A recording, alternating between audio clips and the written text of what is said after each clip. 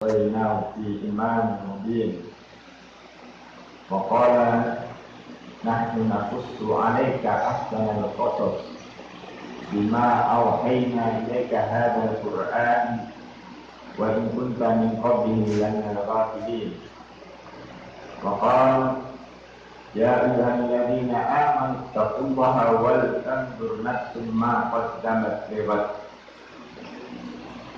وما كان المؤمنون لينفروا كافة فلولا نفر من كل فرقة طائفة ليتفقهوا في الدين ولينذروا قومهم إذا رجعوا إليهم لعلهم يحذرون.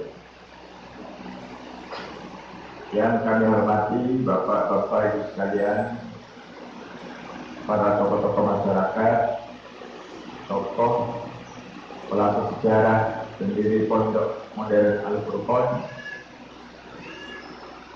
para asatidz, anak-anakku sekalian yang berbahagia, rahimahumullah. Alhamdulillah, pada kesempatan hari ini kita memasuki usia. Dalam reuni awalnya adalah 26 tahun. Tanggal 8 Januari tahun 1989 saya meninggalkan kota Medan. Dan kota itu kurang lebih 11 km dari ibu kota arah Simbolangit menuju kota Brastagi, tepatnya desa Payakutuk, kecamatan Pancur Batu, Medan Tuntungan. Saya mendirikan sebuah pondok atau lembaga. Kurang lebih hanya 1/8 hektar. Waktu kali pertama saya datang ke sana, yang datang adalah orang-orang dari Batak Karo yang tidak setuju dengan adanya lembaga pondok yang ada di Medan itu. Di belakang pondok kurang lebih 2 meter ada kuburan-kuburan orang Kristen. 500 meter sebelah kanan pondok ada namanya Wisma Bukit Hijau, tempat prostitusi dan pelacuran. Sebelah kiri kurang lebih ada namanya Wisma Bukit Tumpu, begitu juga ada hotel. 200 meter dari pondok di depannya ada peternakan babi terbesar di kota Medan. Jadi pondok saya dilingkungi belakangnya adalah tempat daripada kuburan orang-orang Nasrani, kanan kirinya hotel atau wisma, kemudian depannya adalah untuk peternakan babi terbesar di kota Medan. Dan kota itu dulu terkenal dengan nama kota basis komunis. Tempat Mokhtar Pakpahan ada di situ. Jadi ketika hari Kamis sore saya datang, sudah ada orang yang datang dengan badan yang tegak tinggi bertiga, dengan rambut yang agak gondrong. Dia bertanya, "Abang mau apa di sini?" Saya berjawab, "Ini negara saya dan ini juga termasuk tumpah darah saya. Apapun yang akan saya lakukan itu terserah saya." Kemudian setelah beberapa hari ada beberapa dosen dari Universitas Islam Sumatera Utara memberikan bantuan papan kayu-kayu, sehingga saya buat bangunan ukuran 3x6. Nah, datanglah mulai anak-anak belajar mengaji. Semakin panas dan semakin panas, mereka tidak terima dengan kehadiran. Setelah 4 bulan 16 hari, mereka melakukan beku ganjang. Beku ganjang itu kalau istilah orang Jember, Banyuwanginya santet. Dari anak-anak yang ada itu 18 anak yang terkena santet. Semua perempuan. Akhirnya kita undang karena anak itu lumpuh semuanya. Tim dokter datang. Kemudian setelah itu mereka meneliti dari makanan, dari fisik, tidak ada. Kata Pak Adrian Tarikan dengan Profesor Mundiah, ahli spesialis gizi, mengatakan ini yang tahu hanya Tuan Guru, ini bukan penyakit. Ini Tuan Guru yang paham. Ya, karena pada saat itu ada orang yang bertiga tadi mengatakan kalau Bapak ini nggak bisa dengan cara keras, asal kami akan menggunakan cara halus. Akhirnya setiap hari itu datang santet terus tenung dari mulai isya sampai subuh terus. Berhari-hari kita tidak tidur. Pada hari ketiga sudah nggak kuat tahan ngantuknya.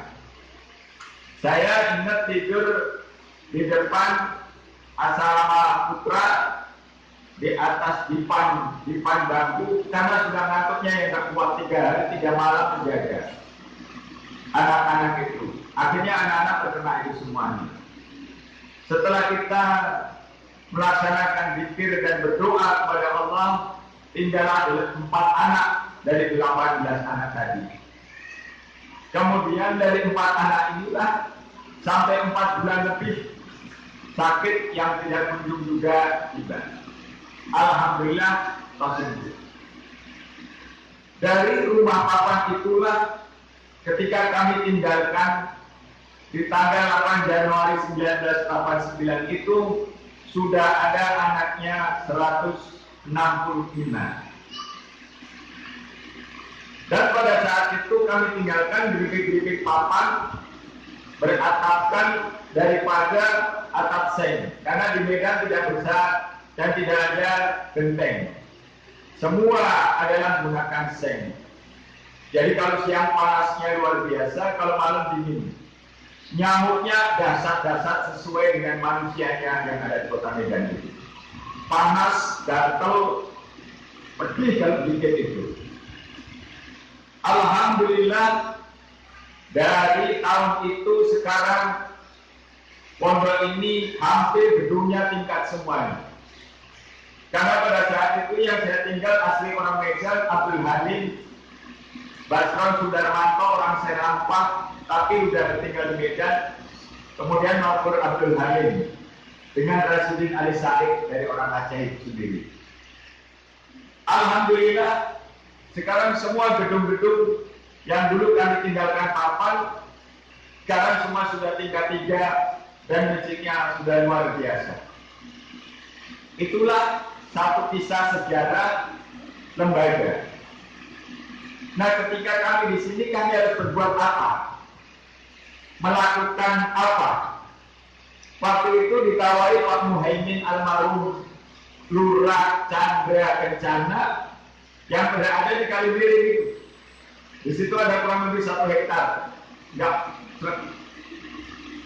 Kemudian ditawari di Penumangan baru samping rawa itu. Ada 2 hektar. Enggak pas. Setelah itu ditawari yang sekarang jadi Masjid Agung, pada waktu itu ada madrasah. Untuk di situ kurang pas. Kemudian ditawari di Lapangan Merah Chandra, kurang berkenan dalam hati. Sudahlah, sekarang kita mencari anak-anak saja di sekitar sini. Akhirnya di bulan 3, bulan Maret 1989 itulah mendirikan musola ukuran 7,5 kali 8 meter persegi. Termasuk yang suka mengajar pasirnya itu almarhum Bapak Dikun atau Mbak Dikun, yang pada saat itu masih seger untuk membantu dan lain sebagainya. Kemudian tukang pos di sini waktu itu Pak Zainal, orang Lembang, dan camatnya masih Pak Tamrin. lurahnya sudah Pak Sunan Idris. Jadi ketika kita mendirikan awal ini pesan almarhum Kiai Haji Ahmad Sahal untuk mengajari anak-anak di sebuah surau kecil apa adanya sebisanya, yang kita mampu itulah orang besar. Itulah orang yang di hadapan Allah orang besar. Mungkin di hadapan manusia tidak terhitung, di hadapan manusia tidak pernah dilihat, tidak tertulis, tapi di hadapan Allah merupakan catatan panjang dan catatan yang tidak pernah akan akhir. Nahnu naktubu ma qaddamu wa atharahum. Kami tulis bekas-bekas perbuatan itu. Wa kulla syai'in ahsaynahu, dan kami perhitungkan semua itu. Jadi ketika kita membuat anak-anak di musola dengan ngaji, kita ajari muhadharah, kemudian setelah itu pramuka seorang diri tanpa siapapun yang membantu, sambil berjalan memikirkan. Itulah yang dikatakan teman kalian tadi, Miftahul Sobri, lembaga pondok modern memberikan kunci. Kemana kunci ini dibawa? Dan gembok mana yang akan dimasuki oleh kunci ini? Jadi karena kunci itu ada di giginya, kemudian kunci ini akan mencari gembok. Gembok itulah yang harus dibuka. Ketika pondok itu memberikan kunci, kemudian kita tidak mau membuka sebuah pintu, jendela atau gembok, maka pada saatnya kunci itu tidak ada fungsinya. Nah, setelah pada tahun 91, saat itu ada MTQ. Nah, kita laksanakan buka yang namanya KMI, Kulliyatul Muallimin Al-Islamiyah ala Gontor, ala Pondok Modern Gontor. Di tahun pertama, bangsa si Solia Samania, Darniati, Erminiati, itu yang anak-anak daripada KMI-nya.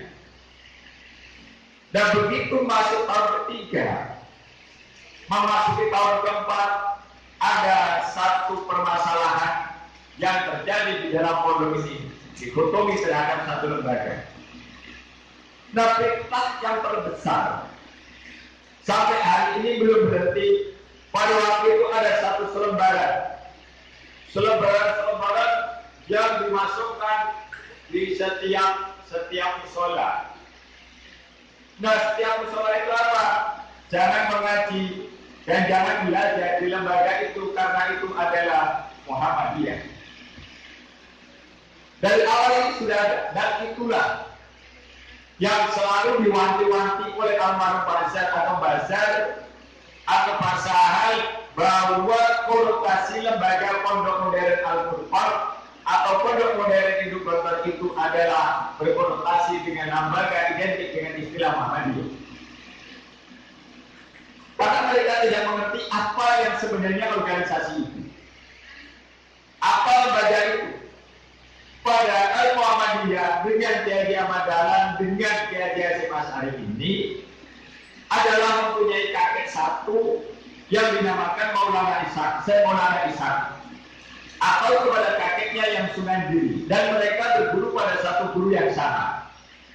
Nah, kakeknya sama, guru yang sama, hanya sistem penerapan aplikasi terhadap masyarakatnya yang beda.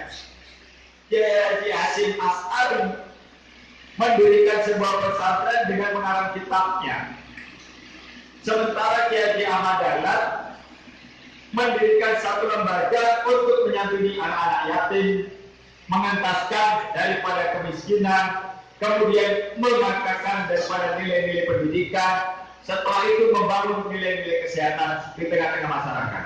Maka Kiai Ahmad Dahlan ini tidak punya daripada karangan-karangan buku, tapi beliau punya aplikasi ataupun penerapan ilmu yang didapat sama-sama dari guru yang sama, yang satu berorientasi berorientasi pada kesehatan, pendidikan, yang satu berorientasi kepada pendidikan pesantren ala tradisional. Sama-sama tetapi mereka beda penerapannya. Nah, dengan adanya demikian anak-anak sekalian, maka pada tahun 1926 itulah Pondok Modern Al-Gontor berbuat dan mendirikan dengan judul Pondok Modern Berdiri di Atas dan Untuk Semua Golongan. Karena apa? Agar anak-anak orang NU masuk, agar anak-anak orang Muhammadiyah itu masuk, agar anaknya orang LDI masuk, anaknya orang PDI masuk, Golkar masuk, P3 masuk pada saat itu. Jadi ketika masuk dalam pondok, mereka tidak boleh menggunakan baju partai. Mereka tidak boleh menggunakan baju organisasi. Kita ini adalah saudara. Maka salah satu jiwa pondok modern itu adalah ukhuwah Islamnya. Persaudaraan Islam tanpa mengenal strata, tanpa mengenal kasta, tanpa mengenal suku, tanpa mengenal partai dan golongan lembaga dan sebagainya di bawah naungan. Ini mahal harganya. Nah, anak-anak yang tamatan atau selesai di tahun 92, saya yakin sudah punya ideologi sendiri, punya penerapan sendiri, punya cara sendiri. Tapi itu semuanya adalah perbedaan. Coba ya. Sebuah perbedaan yang sudah memang beda untuk menyongsong sesuatu yang dibilang. Artinya apa anak-anak sekalian? Perbedaan ini tidak selamanya tidak akan bisa disatukan. Tapi tujuan di dalam perbedaan inilah ada satu the final akhir daripada perbedaan itu, mencari ridho Allah Subhanahu wa taala. Silakan anak-anak ini kalau mau di partai, di Golkar silakan, mau di PDI silakan, mau di PKS silakan. Tapi ada satu tujuan, cita-cita, sama cita-cita untuk membangun sebuah kekuatan umat, untuk membangun sebuah kekuatan ideologi, untuk membangun sebuah kekuatan daripada nilai-nilai agama. Karena apa? Berdirinya negara ini adalah para ulama. Berdirinya negara ini bukan orang lain. Mohon maaf, bukan orang Kristen, bukan orang Protestan, bukan Katolik, bukan Hindu, bukan Buddha, bukan kaum itu, tapi yang punya peran di dalam mendirikan negara ini adalah umat Islam. Maka Allah memberikan julukan negara kita ini adalah berkat rahmat Allah. Negara kita ini merdeka. Siapa yang punya ideologi Pancasila? 3 tokoh utama. Pertama, Bapak Wahid Hasim, ini adalah pendiri NU dan juga kelompok NU. Kedua adalah Kasman Sinodimorjo dan Ki Bagus Adikusumo, ini orang Perserikatan Muhammadiyah. Dan yang satu Muhammad Tengku Hasan dari Aceh. Nah, empat-empatnya ini memberikan rumusan persatuan, kesatuan, keadilan, kerakyatan. Nah, semua terangkum dalam nama Pancasila. Makanya Pancasila sampai sekarang ini tidak bisa dirubah, tidak bisa digeser, tidak bisa dijatuhkan karena adalah itu ideologinya sesuai dengan ideologi Al-Quran. Nah, kemudian anak-anak sekalian, dari cita-cita itu pada tanggal 17 Agustus 45 negara kita merdeka. Setelah bulan November, 10 November, bayangkan, dari darat, udara, laut, kekuatan Malabi yang ingin menghancurkan Indonesia sudah berikrar merdeka. Mereka ingin memporak-porandakan Indonesia. Subhanallah, 22 Oktober, Bapak Kiai Haji Hasyim Asy'ari menyatakan resolusi jihad. Tidak kurang 10.000 santri semuanya syahid. Termasuk pada saat itu komandonya siapa? Bapak Sutomo atau yang terkenal dengan istilah Bung Tomo. Nah, itu santri yang punya peran. Nah, setelah kita merdeka, mau dicabik-cabik lagi. ada pemberontakan Andi Aziz yang terkenal dengan nama Koningin Nederland di Sleger, tentara Indonesia tapi di sebelah Belanda. Ada APRA, Angkatan Perang Ratu Adil. Kemudian ada pemberontakan Maluku Selatan di Terling, Samoker. Kemudian ada DITII yang ada di Kota Bandung oleh Kartosuwiryo. Nah, melihat itu ulama-ulama sepakat. Melihat demikian ulama-ulama menyatu. Akhirnya Dr. Muhammad Nasir sebagai Presiden Islam Dunia dan pada saat itu menjabat sebagai Ketua Kabinet Republik Indonesia Serikat menyatakan kembali Negara Kesatuan Republik Indonesia. Nah, Negara Kesatuan Republik Indonesia ini siapa? Umat Islam dan para ulamanya. Jadi anak-anak sekarang, kalian ini harus tahu. Makanya kita ini tidak rela, tidak ridho, tidak ikhlas kalau santri itu dikatakan teroris. Santri itu dianggap radikal, tapi radikalnya itu adalah konotasinya jelek. Gak bisa, gak terima kita. Jadi kita ini gak boleh dikatakan teroris. Jangan mau kita sebagai santri umat Islam dikatakan teroris. Dan jangan mau kita ini melakukan makar perusahaan terhadap negeri. Karena kita lah yang mendirikan negara kita ini. Apa di antaranya coba? Jakarta. Jakarta dulu namanya adalah Batavia. Batavia itu yang mendirikan siapa? Ulama seorang wali yang dinamakan Paletehan atau Sunan Gunung Jati. Nah, Batavia itu berasal dari kata-kata Al-Quran. Inna fatahna laka fatham mubina. Fatham mubina itulah dijabarkan oleh Sunan Gunung Jati sebagai Batavia. Kota Maluku ada kerajaan Ternate, Tidore, kemudian Ambon. Ini kerajaan Islam. Akhirnya dinamakan Maluku Muluk. Lah Muluk itu apa? Adalah kerajaan-kerajaan. Kerajaan-kerajaan Islam ini yang menentang daripada aliran-aliran Protestan, aliran-aliran Katolik yang saat itu dibawa oleh PUC, maka terjadilah jihad karena mereka akan mengagamakan orang yang beragama di negara kita ini. Jadi anak sekarang ini sejarah panjang perjuangan santri. Kembali lagi back kita. Nah, Pondok Al-Furqan pada waktu itu menghadapi dilematis. Setelah tahun keempat ini kita berprinsip kepada satu yang kuat, bukan ijazah. Sehingga wali-wali mulai protes. Sehingga wali-wali mulai menanyakan, lalu bagaimana anak-anak ini? Dengan kebesaran kelemahan manusia, akhirnya pada saat setelah 4 tahun terjadilah kevakuman lembaga. Ternyata kunci yang diberikan Pak Sahal, yang diberikan Pak Zartadi tidak cocok untuk dibuka untuk hal itu. Akhirnya kita mencari kunci yang lain lagi. Dan kunci ini kan bukan satu. Ada yang tipenya Grendel gemuk, ada yang 88. Nah, kunci ini kan banyak. Bagaimana kita membuka kunci di tengah masyarakat itu? Bagaimana kita membuka masyarakat itu? Kemudian di tahun kedua mulai lapang. Gedung mulai kosong, tidak ada satupun santri sama sekali. Anak-anak ngaji 1-2 belajar. Kita masih mencari siapa. Kemudian mendirikan SMP. SMP baru kelas 2 sudah juga tidak tepat. Ternyata kuncinya tidak tepat. Panjang lagi cerita sedemikian rupa. Dengan kebesaran Bismillah di tahun 2004 kita memulai TK. Jadi perjalanan panjang dari 1900